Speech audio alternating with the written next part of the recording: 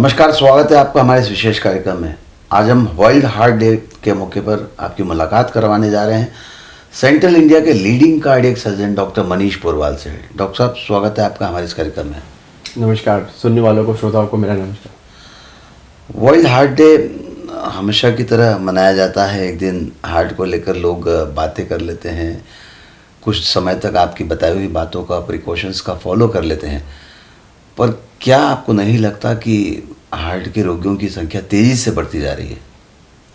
आपने बिल्कुल सही बोला सुनील जी कि वर्ल्ड हार्ट डे इसलिए मनाया जाता है कि वर्ल्ड हार्ट डे के माध्यम से एक जरिया है लोगों तक पहुंचने का और लोगों को हर साल याद दिलाने का कि हृदय सबसे महत्वपूर्ण अंग है और हृदय का ख्याल रखेंगे तो हृदय अपना ख्याल रखेगा। इसीलिए इसकी शुरुआत सबसे पहले वर्ल्ड हार्ट फेडरेशन ने करी थी और सबसे पहले वर्ल्ड हार्ट डे मनाया गया सन 2000 में। और शुरू में ये सितंबर के रविवार को, किसी रविवार को मनाया जाता था। फिर 2014 से 29 सितंबर का दिन फिक्स कर दिया गया कि इस 29 सितंबर को पूरा विश्व वर्ल्ड हार्ट डे मनाएगा। और हर साल कुछ ना कुछ थीम मनाई जाती है वर्ल्ड हार्ट डे की, और इस थीम के माध्यम से हम लोगों तक पहुंचने की कोशिश करते हैं, दुनिया को बताते हैं कि हृदय की बीमारियां क्या है, रोकथाम क्या है, इलाज क्या है, उससे कैसे बचना और कैसे डायग्नोस करना, कैसे निदान करना। तो वर्ल्ड हार्ट डे क्यों मनाया जाता है, किस तरह से उसके कारण है, उन सब पर डॉक्टर मनीष पोरवाल ने बहुत गंभीरता से विस्तृत जानकारी आपको दे दी है। डॉक्टर साहब, क्या लगता है, युवाओं को काफ़ी समस्या है, हम हमेशा बात करते हैं, और अभी हाल ही में हम दिल्ली से एक बड़ी कॉन्फ्रेंस अटेंड करके लौटे हैं। मेरी जानकारी मुताबिक जो हार्ट की सर्जरी के क्षेत्र में कोई नए इनोवेशन भी हुए हैं, उस पर भी जानकारी चाहेंगे और युवाओं के हृदय रोग पर भी बात करेंगे आपसे। इसलिए तो हर साल, जैसा कि मैंने बताया, कि कुछ न कुछ थीम होती है। इस साल की थीम है use heart to connect hearts, use heart to connect people. हमें लोगों से कनेक्टेड रहना चाहिए, वो हमारा मित्र हो, हमारे रिश्तेदार हो, भाई बहन हो, बच्चे हो। तो क्यों ना हम अभी के अभी इस तरह की बात करें कि हम अपना अभी फ़ोन उठाएं और किसी से बात करें या वीडियो कॉल करें और लोगों से हमारी बातें शेयर करें। तो इस तरह की हर साल कुछ न कुछ वर्ल्ड हार्ट डे की थीम रहती है और इस थीम पे हम लोगों को जागरूकता फैलाते हैं। युवाओं में हृदय की बीमारियां बहुत बढ़ गई और बढ़ती जा रही है। इसका प्रमुख कारण हमारा जेनेटिक बैकग्राउंड है। साउथ एशिया के जितने भी इंसान हैं, हम लोग हैं, साउथ एशिया में रहने वाले हैं, वेदर वो इंडिया है, पाकिस्तान है, हमारे जेनेटिक बैकग्राउंड कुछ इस तरह का कि मेटाबॉलिक सिंड्रोम बहुत जल्दी होता है। मेटाबॉलिक सिंड्रोम मतलब ब्लड प्रेशर, डायबिटीज़ हमारे देश में बहुत ज़्यादा है। हमारे देश का जो हैदराबाद बड़ा शहर है वो डायबिटीज़ कैपिटल माना गया है। मतलब यहाँ शुगर्स की बीमारी इस तरीके से बढ़ रही है कि बहुत युवाओं को शुगर हो रही है। तो इसी कारणों से एक तो जेनेटिक बैकग्राउंड है और हमारा खान पान है, स्मोकिंग की हैबिट्स है, डायबिटीज़ है, ये युवाओं को बहुत ज़्यादा ग्रसित कर रही है और इन्हीं कारणों से हृदय की बीमारियां युवाओं में बहुत ज़्यादा हो रही है। ऐसा कहा जाता है कि अगर वेस्टर्न वर्ल्ड से कंपेयर किया जाए, वेस्टर्न वर्ल्ड यानी कि अमेरिका और यूरोप से कंपेयर किया जाए, तो हमारे देश में हार्ट की बीमारी 2 गुना ज़्यादा है। वही प्रमुख कारण ये सब जो संकटकालीन तत्व, रिस्क फैक्टर्स जो मैंने बताया, इन कारणों से बहुत ज़्यादा हार्ट की बीमारियां हो रही है। मानसिक तनाव हमारे यहाँ कुछ ज़्यादा ही है क्योंकि हम लोग बहुत ज़्यादा तनाव लेते हैं, बहुत ज़्यादा सोचते हैं और आने वाले समय के लिए भी चिंतित रहते हैं। तो युवाओं में बढ़ती हुई हार्ट की समस्या का एक प्रमुख कारण बढ़ता हुआ मानसिक तनाव भी है। Use heart to connect heart, use heart to connect people, ये इस बार की थीम है वर्ल्ड हार्ट डे के लिए। ये जानकारी डॉक्टर पोरवाल ने आपको दे दी। लेकिन यहाँ चौंकाने वाली बात निकलकर सामने आई है कि आंध्र प्रदेश के हैदराबाद, सिकंदराबाद जैसे शहरों में वर्ल्ड की डायबिटीज की कैपिटल बनता जा रहा है। उसके पीछे कारण हमारी इरेगुलर लाइफस्टाइल है, स्ट्रेस है और जेनेटिक भी एक बड़ा कारण निकलकर सामने आया है। क्या लगता है, जो हम आंकड़ों की अगर बात करें तो भारत भी विश्व में कैपिटल बनता जा रहा है डायबिटीज की, और उसकी वजह से आपने कहा कि बहुत सारे हृदय रोग की संख्या में इजाफा हो रहा है। तो क्या ऐसी चीज़ें, क्या ऐसे प्रिकॉशंस लेना चाहिए? सबसे पहले तो हम अपना खुद को पूछे कि मुझे क्या हार्ट की बीमारी हो सकती है। जब हम अपने आप को पूछेंगे तो हमें आंसर मिलेगा कि क्यों नहीं हो सकती है, हमें भी हार्ट की बीमारी हो सकती है, क्योंकि हम भी तनाव में से गुजर रहे हैं, उम्र बढ़ती जा रही है, और बढ़ती हुई उम्र में हम कुछ तरह के प्रिकॉशन जो हम लेना चाहते हैं वो ले पा रहे हैं कि नहीं। हम अपनी फैमिली में देखा जाए तो हमारी फैमिली में किसी को हार्ट की बीमारी तो नहीं है, तो अगर फैमिली में हार्ट की बीमारी है तो 2 या 3 गुना चांस हमें हार्ट की बीमारी होने के ज़्यादा रहते हैं। हमारे मदर फादर को अगर हार्ट की बीमारी है, या दादाजी की तरफ से, दादी जी की तरफ से, नानी की तरफ से कोई हार्ट की बीमारी है, तो हमारे पुरखों को अगर हार्ट की बीमारी है तो हमें भी हार्ट की बीमारी होने की संभावना ज़्यादा है, तो हमें ज़्यादा सचेत रहना पड़ेगा ऐसी स्थिति में। इसलिए हम जब अपने आप से पूछते हैं कि मुझे क्या हार्ट की बीमारी हो सकती है, तो हमें आंसर मिलेगा कि मैं दिन भर में क्या करता हूँ, किस तरह का खाना खाता हूँ, क्या क्या मेरी आदतें हैं, क्या मेरी गलत हैबिट्स हैं, मैं अपने आप को समय देता हूँ कि नहीं, कुछ एक्सरसाइज का टाइम देता हूँ कि नहीं, कसरत करने के लिए कुछ करता हूँ कि नहीं, खान पान मेरा कैसा है। तो एक सही सभी तरह के क्वेश्चंस हमारे मन में आएंगे और इसका आंसर हमें मिल जाएगा कि हाँ, मुझे हार्ट की बीमारी होने की संभावना पूरी है, क्योंकि मेरा खाना पान अच्छे नहीं है, मैं बहुत सेचुरेटेड फैट्स लेता हूँ, खूब तली हुई वस्तुएं खाता हूँ, जंक फूड खाता हूँ, खूब सारे खाने को ऑर्डर करके मंगवाता हूँ और खाता हूँ, मेरे को तनाव बहुत रहता है, और मैं 30 साल का हूँ, 40 साल का हूँ, मुझे कंपटीशन है दूसरे से, मैं दूसरे की तरफ देखता हूँ कि वो क्या कर रहा है, मैं क्या करूँ, और मुझे कुछ ऑफिस का वर्क में भी मुझे बहुत तनाव है कि मुझे टारगेट्स पूरे करने हैं। तो ये हमें अपने आप को संतुलित करना है, मन में खुश कैसे रहना उसको निकालना बहुत ज़रूरी है। मन की शांति, मन की खुशी अगर होती है तो हमारा तनाव कम होगा, तनाव कम होने से हमारा ब्लड प्रेशर कंट्रोल में रहेगा, और एक बैलेंस डाइट लेंगे तो हमारा कोलेस्ट्रॉल और ब्लड ट्राइग्लिसराइड्स सब कंट्रोल में रहेंगे। तो खुद को जब पूछेंगे तो आपको आंसर मिलेगा और सही जवाब मिलेगा कि आपको अंदर से दिल की आवाज़ आएगी कि आपको हार्ट बीमारी, हृदय की बीमारी होने की संभावना कितनी है। सभी तरह के रिस्क फैक्टर्स कंट्रोल करना जरूरी है, और मेरा हमेशा से कहता आया हूँ कि 40 साल की उम्र के बाद हर किसी को अपना शुगर, कोलेस्ट्रॉल, लिपिड प्रोफाइल ये सब जांचें नियमित रूप से करवाते रहना चाहिए, ब्लड प्रेशर चेक करवाते रहना चाहिए, शुगर चेक करवाते रहना चाहिए, क्योंकि ये सब खतरे की घंटियाँ हैं। अगर ये आप लोग को सही समय पे हमारे मालूम पड़ जाए कि हमें ब्लड प्रेशर बढ़ रहा है, डायबिटीज़ बढ़ रही है, तो उसे डॉक्टर से सलाह लेकर उसको कंट्रोल करें, दवाइयाँ लें, एक्सरसाइज करें और अपने आप को स्वस्थ रखें। सेल्फ एनालिसिस की ज़रूरत है। अगर हम अपने आप के बारे में आकलन कर लें, और कितनी अच्छी बात डॉक्टर पुरवाल ने कही है कि अगर आप अपना आकलन स्वयं कर लें, क्या आपको हार्ट की बीमारी हो सकती है, क्या आपके परिवार में किसी को हृदय रोग हुआ है, क्या आप बहुत स्ट्रेस लेते हैं, क्या आपकी अनियंत्रित लाइफस्टाइल है, क्या आप अपने शरीर का पूरा ध्यान नहीं रखते हैं, वर्कआउट नहीं करते हैं, और साथ ही बहुत अच्छी बात ये बताइए कि 40 वर्ष की उम्र के बाद अगर आप अपने जो नियमित टेस्ट हैं उनको करवाते रहेंगे तो निश्चित रूप से आपको एक समय मिलेगा, एक वक्त मिलेगा अपने आप के बारे में, अपनी बीमारी के बारे में जानने में। क्या लगता है इस, अगर हम क्षेत्र की बात करें, नए इनोवेशन की बात करें, नई टेक्नोलॉजी की बात करें, तो वही क्या है? टेक्नोलॉजी काफ़ी बदली है, और हृदय की बीमारियों के क्षेत्र में, निदान या डायग्नोसिस के क्षेत्र में और उसके इलाज के क्षेत्र में पिछले 10 से 15 सालों में एक, जैसे कि मैं कहना चाहूँगा कि काफ़ी बदलाव आया है। सबसे बड़ा बदलाव ये है कि एक सिंपल जांच जो एंजियोग्राफी की जांच है, इसके लिए भर्ती होना पड़ता है, एडमिट होना पड़ता है। अब सीटी स्कैन के माध्यम से कोरोनरी एंजियोग्राफी की जाती है, जिसमें कि मशीन पे जाके लेटेंगे और 5 मिनट के अंदर मशीन बता देगी कि आपकी नसों में कितना रक्त प्रवाह हो रहा है, हृदय की नसों में कुछ ब्लॉकेजेस है या नहीं है, किस तरह से नसों में रक्त दौड़ रहा है। तो सीटी कोरोनरी एंजियोग्राफी जो एक बहुत अच्छा टूल है डायग्नोस करने का, उन व्यक्तियों के लिए, उन लोगों के लिए जिसको एडमिट होने में, एंजियोग्राफी कराने में झिझक है, डर लगता है, तो अगर लग रहा है कि संभावना है हार्ट की बीमारी की, तो सीटी कोरोनरी एंजियोग्राफी करवा सकते हैं।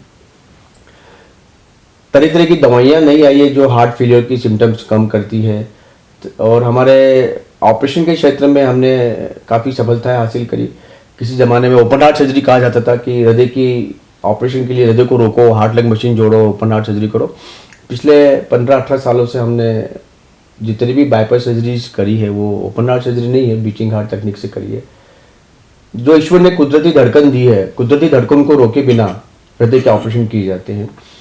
तो ये एक तरह की बहुत बड़ी कामयाबी है।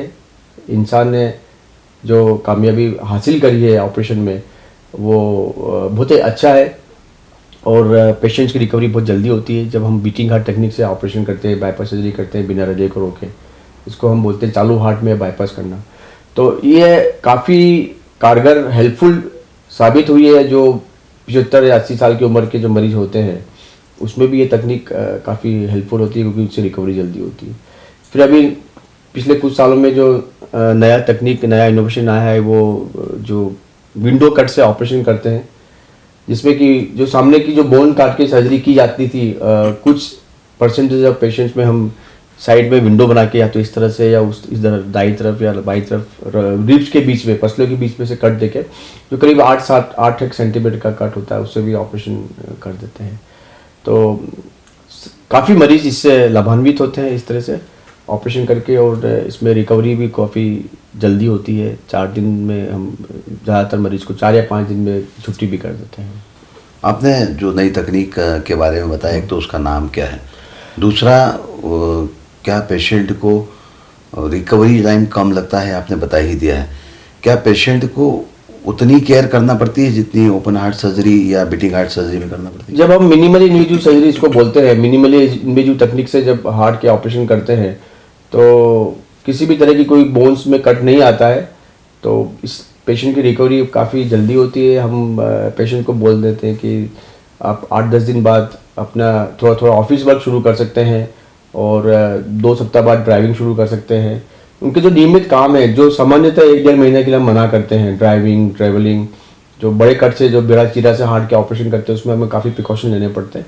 तो मिनिमली इन्वेजिव तकनीक से 10 से 15 दिन में सामान्यतः मरीज अपने रूटीन काम पे जा सकता है, ड्राइविंग कर सकता है, ट्रैवलिंग कर सकता है, सभी भारी काम, ऑफिस वर्क, सभी तरह के प्रोफेशन को ज्वाइन कर सकता है। तो रिकवरी काफ़ी जल्दी होती है। और इसका सबसे बड़ा एडवांटेज यह भी है कि इन्फेक्शन का डर जो रहता है अंदर बोन्स में या घाव में, वो इन्फेक्शन करीब 0% कहना चाहूँगा कि इन्फेक्शन बिल्कुल नहीं होता है इस तकनीक से। और एक पॉजिटिविटी पेशेंट में बनी रहती है कि छोटे चीरे से ऑपरेशन, हार्ट का ऑपरेशन किया है तो जल्दी रिकवर होता है। तो उस पॉजिटिविटी के कारण से भी पेशेंट जल्दी रिकवर हो जाते हैं। मिनिमली इन्वेजिव सर्जरी की आपने बात कही है, क्या पेशेंट को जो आप उन्नत तकनीक का इस्तेमाल करते हैं तो जो उसका टोटल एक्सपेंसेस होता है उसमें कुछ फ़र्क पड़ता है? थोड़ा सा खर्चा ज़्यादा आता है मिनिमल इन्वेजिव टेक्निक से, पर जो फायदे हैं इस तकनीक के, वो उस खर्चे के सामने बहुत ज़्यादा बड़े हैं। जो खर्चा थोड़ा सा एक्स्ट्रा आता है वो ठीक है अपनी जगह, लेकिन रिकवरी जल्दी होती है। जब पेशेंट जल्दी ज्वाइन कर लेता है अपने प्रोफेशन में, तो वो जो थोड़ा एक्स्ट्रा खर्चा होता है वो वैसे भी रिकवर हो जाता है। तो मैं कहना चाहूँगा कि जो सामान्य खर्चा जो ऑपरेशन का होता है उसका 25% थोड़ा सा एक्स्ट्रा लग जाता है। बहुत सारी बातें आपने कही है कि क्या ब्लड प्रेशर है, क्या आपके परिवार में कोई ऐसा कारण है, ऐसी कौन सी चीज़ है या ऐसा किस चीज़ों का सबसे ज़्यादा ध्यान रखा जाना चाहिए इनमें से, जिससे तुरंत पता लगे कि हमको इस तरह की बीमारी होने की संभावना है? कार्डियक एग्जीक्यूटिव चेकअप सभी बड़े हॉस्पिटल्स में, ये कार्डियक एग्जीक्यूटिव चेकअप जो है वो एक पैकेज सिस्टम है, जिसमें कि सभी तरह की हृदय की जांचें, ईसीजी है, एक्सरे है, इको है, ट्रेडमिल टेस्ट है, ये सभी हृदय की जितनी भी महत्वपूर्ण जांचें हैं एंजियोग्राफी को छोड़ के, ये जांचें करीब 3,000 से 3,500 में हो जाती है। तो सुबह खाली पेट हम पेशेंट को बुला लेते हैं इन जांचों के लिए, और 3-4 घंटे में सभी तरह की जांच करवा के शाम को रिजल्ट मिल जाता है। इन जांचों के माध्यम से हम कह सकते हैं कि आपको आने वाले समय में किसी तरह की हृदय के रोग होने की संभावना है या नहीं है, या आपको किस प्रिकॉशन लेने हैं, कुछ दवाइयाँ लेनी है, या आगे की बड़ी जांचें जैसे एंजियोग्राफी वगैरह करवानी है कि नहीं करवानी। तो ये कार्डियक एग्जीक्यूटिव चेकअप सभी को मैं कहना चाहूँगा कि आप सब लोग समय पे करवाया करें। और जैसे कि मैंने पहले ही बोला और अभी भी कहा, कोई 40 साल की उम्र के बाद हम सभी को ये कार्डियक एग्जीक्यूटिव चेकअप नियमित रूप से करवाना चाहिए, और अपने फिजिशियन से सलाह लेना चाहिए कि ये चेकअप करवाने के बाद वापस कब रिपीट करवाना। तो ये बड़ा ही अच्छा पैकेज बना रखा है सभी जगह, सभी अच्छे हॉस्पिटल्स ने, और इन जांचों के माध्यम से हमें अपने हृदय के बारे में पूरी जानकारी मिल जाती है। एक तरह का ये पूर्ण रूप से बॉडी चेकअप, हृदय का एक तरह का कंप्लीट चेकअप हो जाता है। डॉक्टर पोरवाल ने विस्तार से जानकारी आपको दे दी है कि अगर आप चाहते हैं कि आपके हृदय की सुरक्षा हो, बीमारी का पहले से पता लग जाए या संभावना भी हो उसकी, तो उसके बारे में आपको जानकारी मिल जाए, तो इस तरह के जो चेकअप्स होते हैं उस पर ध्यान दिया जाना चाहिए। डॉक्टर साहब, जब से कोविड आया है, कोविड के पेशेंट्स लगातार लंग्स इन्फेक्शन से तो पीड़ित रहे ही हैं, लेकिन जो पेशेंट्स कोविड के हैं, पोस्ट कोविड कहीं हार्ट की बीमारियों की संभावना उनमें बढ़ी है क्या? कोविड के बाद हार्ट की बीमारियां काफ़ी बढ़ गई है। उसके 2 प्रमुख कारण हैं। एक तो प्रमुख कारण ये रहा कि कोविड की वजह से सभी पेशेंट्स जो इस तरह की प्रॉब्लम से ग्रसित थे वो डॉक्टर्स के पास जा नहीं पाए, उनको उचित सलाह नहीं मिल पाई, उसको उचित इलाज नहीं मिल पाया। तो धीरे धीरे ये प्रॉब्लम्स बढ़ती गई और एकदम से कोविड होने के बाद हृदय के मरीज बढ़ गए। तो ये वो मरीज है जिनको हृदय की बीमारियां रही होगी पहले से ही और समय पे इलाज नहीं ले पाए। दूसरा, कोविड में अब सभी जानते हैं कि खून की नसों में ब्लॉकेजेस आते हैं कोविड की वजह से। तो जब खून की नसों में ब्लॉकेज आते हैं तो इसी तरह हृदय की नसों में भी ब्लॉकेज आने के वजह से हृदय की बीमारियां 10 से 15% बढ़ गई है कोविड के बाद। तो सभी पेशेंट्स को हम खून पतला करने की दवाइयाँ लेने की सलाह करते हैं जब कोविड होता है। तो 3 महीने से 6 महीने तक ये सभी मरीज कोलेस्ट्रॉल कंट्रोल करने की दवाइयाँ, खून पतला करने की दवाइयाँ और हृदय की बीमारियाँ नहीं हो उसके सब प्रिकॉशंस लेते हैं। तो इन 2 प्रमुख कारणों से कोविड के होने के बाद हृदय की बीमारी बढ़ी है। एक दूसरा कारण यह भी है कि तनाव बहुत बढ़ गया है कोविड के बाद। सबसे बड़ा तनाव है कि घर से बाहर निकल नहीं पाए, दूसरा तनाव है कि कोविड नहीं हो जाए, तीसरा तनाव हो कि हमारा काम बंद है, प्रोफेशन बंद है, बिजनेस है या वकील है या डॉक्टर है या सभी अपने घर में बैठे काम नहीं कर पाए, फाइनेंशियल प्रॉब्लम्स है। तो ये सब चीज़ें इकट्ठी होने के कारण से कोविड के बाद जब ये धीरे धीरे अब हमको लग रहा है कि अब तीसरी वेव जाने के चांसेस कम है, इसीलिए हमने ये थीम दी कि आप अपने से लोगों से कनेक्ट हो और अपने दिल से लोगों को बात करो, मिलो उनसे, टेलीफोन में बात करो, वीडियो कॉल करो। इसलिए हमने ये सजेशन दिया है कि अपने वालों से जब मिलते हैं, हम अपने जैसे हम दोनों आपस में बात कर रहे हैं तो अच्छा लग रहा है, हम आपसे बात करें तो हमें भी अच्छा लग रहा है और आपको भी हमें सुन के अच्छा लग रहा है। तो लोगों से कनेक्ट होना जरूरी है। तो कनेक्ट होने से दिल को एक अच्छा लगता है, मन को शांति मिलती है, मन के अंदर खुशी आती है और इन सब करने से मानसिक तनाव कम होता है और हृदय की बीमारियां कम होती है। दिल के डॉक्टर हैं डॉक्टर मनीष पोरवाल, लेकिन बात भी दिल से करते हैं और दिल की ही करते हैं। साथ ही बहुत सरल और सुलभ है, सीधे पेशेंट से अप्रोच करते हैं और पूरा समय अपना अस्पताल में पेशेंट के साथ व्यतीत करते हैं। डॉक्टर साहब, अंत में एक बात ज़रूर जानना चाहूँगा कि कोई ऐसा किस्सा हो जो आपको अपनी सर्जरी के दौरान हमेशा याद रहेगा। कई किस्से हैं जो हमें याद रहे हैं, पर कुछ पेशेंट्स याद रह जाते हैं जो बहुत तकलीफ़ देते हैं ऑपरेशन के दौरान और हमें लगता है कि इतना लंबा ऑपरेशन चला है, इतना लंबा समय हमने इनको बचाने में लगाया, तो क्या होगा, बचेंगे नहीं बचेंगे, क्या होंगे। तो मुझे एक याद आया है, जैसे आपने पूछा कि 48 साल की हम लेडी को मैंने ऑपरेशन के लिए लिया था और ऑपरेशन जो हमें करना था, खोलने के बाद उनकी हृदय की जो मांसपेशियाँ आपस में बहुत चिपकी हुई थी और मांसपेशियाँ चिपके होने के बाद हमें ऐसा लग रहा था कि शायद हम ऑपरेशन कर पाएंगे कि नहीं कर पाएंगे, शायद वापस चेस्ट बंद कर दें। तो मेरे साथ वालों ने, एसोसिएट डॉक्टर्स ने बोला कि नहीं, हमें पूर्ण रूप से कोशिश करना चाहिए उसको बचाने की। तो वो सर्जरी सुबह से लेके शाम को 6:30 बजे तक चली और हमने सब बाकी ऑपरेशन कैंसिल करके बहुत इत्मीनान से, बहुत पेशेंस से हृदय का हार्ट की सब नसें जो चिपकी हुई थी आसपास की झिल्लियों से और आपस में, उसको धीरे धीरे उसको फ्री करा और कम से कम 1.5-2 घंटे हमें उसी में लगे। फिर नसें निकाल के उसका बाईपास किया और शाम को उसको हमने आईसीयू में शिफ्ट किया। तो इस बात को हो गए करीब 13 साल 14 साल हो गए। वो आज भी पेशेंट आती है तो मुझे लगता है कि हाँ, ये हमने जो उस टाइम जो पेशेंट्स से सर्जरी करी, आज उसकी जीवन बच गया है। कुछ पेशेंट्स चेस्ट खोलने के बाद बड़े डिफ़िकल्ट होते हैं, जो हमें अंदाज नहीं रहता कि अंदर क्या मिलेगा, क्या नसें खराब मिलेगी, नसें कमज़ोर मिलेगी, हार्ट कमज़ोर मिलेगा। तो ऐसे समय में हमको बड़ा धीरे धीरे अपने आप को कंट्रोल करके सर्जरी करना पड़ती है। जो नॉर्मल कोर्स में जब हम ऑपरेशन करते हैं तो काफ़ी जल्दी ऑपरेशन हो जाते हैं, क्योंकि पिछले 25-26 साल से ऑपरेशन करते करते हमारी टीम और मैं अपने आप को भी काफ़ी कॉन्फिडेंट महसूस करता हूँ। पर कुछ पेशेंट सिखा जाते हैं कि नहीं, हमें अपना जो स्पीड है, जो अपनी पेस है, उसको रोकना चाहिए और इस मरीज़ को बचाने के लिए हमें पूरी तन्मयता से काम करना चाहिए। तो ऐसे कुछ मरीज़ हमें याद रह जाते हैं जिनको हमने बड़े पेशेंस से और बड़े लगन से और ईमानदारी से और बहुत दिमाग लगा के अपना सब कुछ लगा के ऑपरेशन करके बचाया है। ऐसे मरीज कभी कभी मिलते हैं तो हमें बड़ी खुशी होती है। और अब तो यह हो गया कि पिछले 4 से 5 महीनों में ऐसे ऐसे पेशेंट्स हैं जो 15 साल पहले ऑपरेट हुए, 10 साल पहले ऑपरेट हुए, जो मिलने नहीं आए, लेकिन वो फ़ोन करके पूछते हैं, डॉक्टर साहब आपने मेरा 15 साल पहले ऑपरेशन किया था, डॉक्टर साहब आपने मेरा 12 साल पहले वॉल चेंज किया, डॉक्टर साहब आपने मेरा 18 साल पहले ऑपरेशन किया था, मैं कोविड का टीका लगा सकता हूँ क्या? तो बड़ी खुशी होती है जान के कि हमारे इतने पुराने पेशेंट, जो ऑपरेट किए हुए पेशेंट्स जो अब टीका लगाने का पूछ रहे हैं, इसका मतलब वो स्वस्थ हैं, वो अच्छे हैं। भले वो हमसे मिलने नहीं आए, हमें दिखाने नहीं आए, लेकिन फ़ोन के माध्यम से जब वो कनेक्ट होते हैं तो बड़ी खुशी होती है और वो दिन हमारा बहुत अच्छा निकलता है। यही हमारी खुशी की बात है। क्या कहते हैं, जैसा आपसे पेशेंट्स ने सवाल किया, फ़ोन करके पूछे, 15 साल बाद भी उन्होंने कहा कि हम टीका लगा सकते हैं कि नहीं, आपका जवाब क्या था? मेरा जवाब तो ये रहा है कि हमारे सभी मरीजों ने टीका लगवाया है, वो सब स्वस्थ है और आप भी टीका लगवा लीजिए। और टीका लगवाने के लिए कोई दवा गोली बंद करने की ज़रूरत नहीं होती है। जो दवाई आपकी चल रही है उसको कंटिन्यू करें और टीका लगवाएं। यही मेरा आंसर रहता है।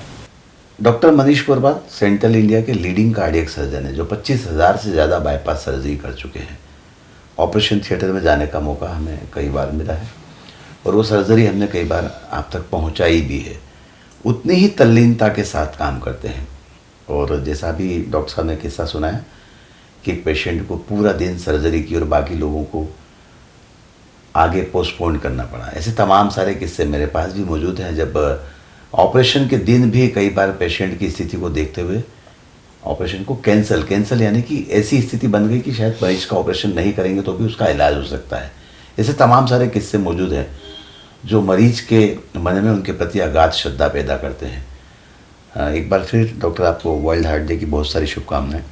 आप सबको, सुनने वालों को मेरी तरफ से शुभकामनाएं और मैं कामना करता हूं कि आप सब स्वस्थ रहें, अपने रिश्तेदारों से, दोस्तों से, यारों से बात करें, कनेक्ट हों और खुश रहें। नमस्कार।